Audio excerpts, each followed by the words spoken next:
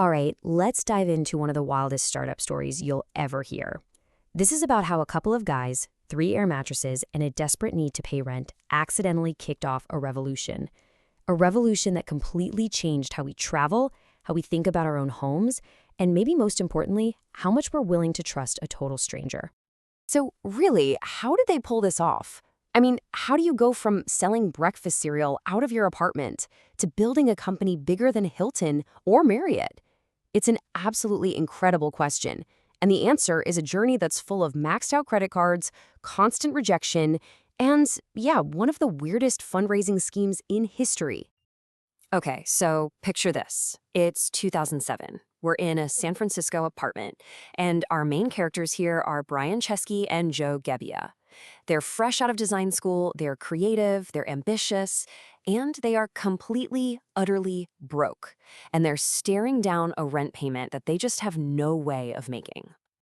So yeah, that immediate problem, the rent, is what forced their hand. And because of that, they just kind of stumbled onto an idea. This was never supposed to be a billion-dollar company. Not even close. It was just a temporary fix, an accidental solution born completely out of desperation. And here's where a little bit of luck comes in. A huge design conference was about to hit San Francisco, and every single hotel room in the city was booked solid. So Chesky and Gebbia see all these designers flooding into town with nowhere to stay, and then they look over at their own empty living room, and suddenly, a light bulb goes off. I mean, their solution was about as scrappy as it gets. They slapped together a super basic website, they called it Airbed and Breakfast, blew up 3 air mattresses, threw them on the living room floor, and offered to host other designers for $80 a night. Oh, and you got a homemade breakfast in the morning. It was not glamorous, but hey, it was a plan. And you know what? The crazy thing is, it worked. 3 designers actually took them up on the offer. That first weekend, they made $240. Now, that's not a ton of money, but it helped with the rent. But what's way more important is that it was the very first sign, the first little spark of proof that this wild idea of strangers sleeping in other strangers' homes maybe wasn't so crazy after all.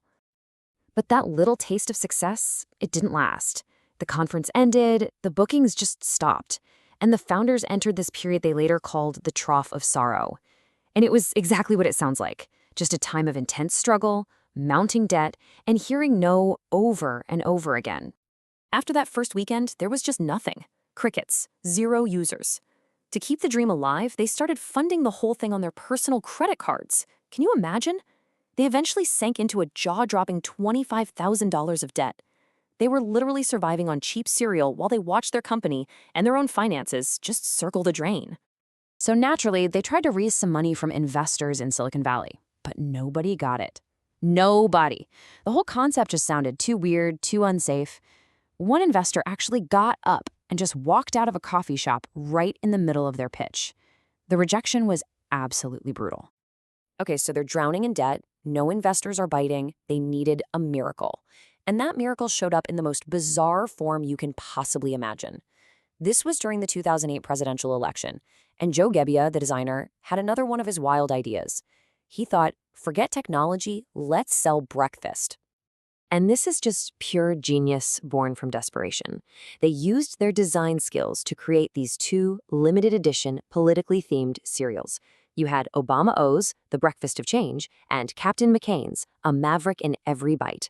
They literally bought tons of generic cereal and spent hours in their apartment hand-folding and gluing 1,000 of these collector's edition boxes.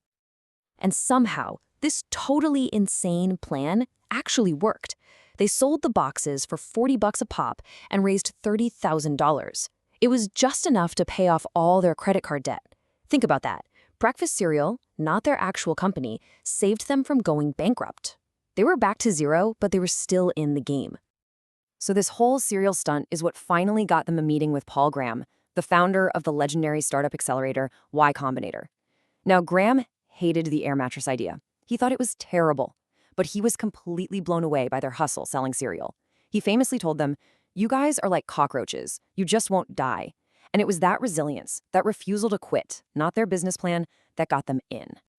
So getting into Y Combinator, that was the turning point. That was the game changer.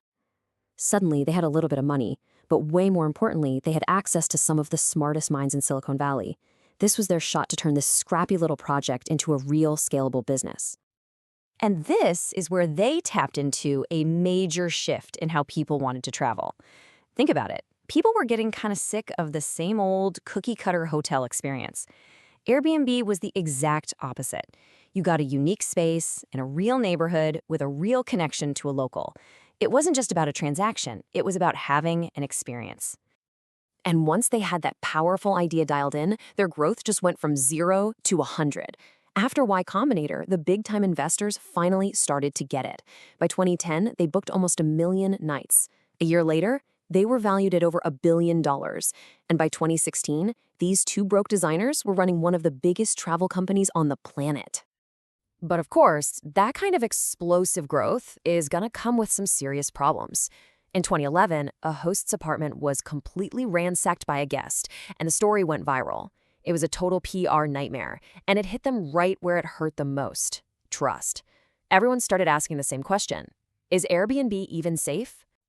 Now, instead of hiding or putting out some lame corporate statement, the CEO, Brian Chesky, did something his lawyers probably begged him not to do. He wrote this brutally honest public apology taking full responsibility. But he didn't stop there. They launched a 24/7 support line and a new $1 million host guarantee. This crisis could have killed them, but by doubling down on their hosts, they actually made the whole community stronger. But their biggest test, their biggest challenge was still to come. If that trash department was a crisis, the COVID-19 pandemic was a full-blown apocalypse for a company that is built entirely on people traveling and staying in each other's homes. The impact was just immediate and absolutely catastrophic. As the world locked down, travel just stopped. In only 8 weeks, their revenue fell off a cliff, collapsing by 80%. They were looking at over $1 billion in cancellations. After 12 years of building, it seriously looked like it might all be over. But remember the cereal boxes? Remember the cockroaches? They just refused to die. They pivoted hard. International travel was gone, so they realized what people still wanted: just a change of scenery. They shifted their entire focus to local getaways, cabins in the woods, houses by a lake, anything you could drive to, and longer-term stays for the huge new wave of remote workers. And what happened next is just staggering. After almost going bankrupt, they decided to go public in December of 2020. On their very first day of trading, their valuation shot up to over $100 billion. Let that sink in. From the brink of total collapse to a $100 billion company in 8 months. It's one of the greatest business comebacks of all time. When you look at it today, Airbnb's impact is just massive. They've hosted billions of people and completely reshaped the travel industry. But it's more than that. What they really proved was a radical idea, that you can build a giant global business on something as simple and powerful as trust between strangers, all wrapped up in this mission to help people feel like they can belong anywhere. And that really leaves us with one final thought. The story of Airbnb shows how a simple idea unlocked millions of front doors all over the world, building a massive community based on nothing but trust. In a world that can feel pretty divided sometimes, it really makes you wonder, what's the next door we need to figure out how to unlock?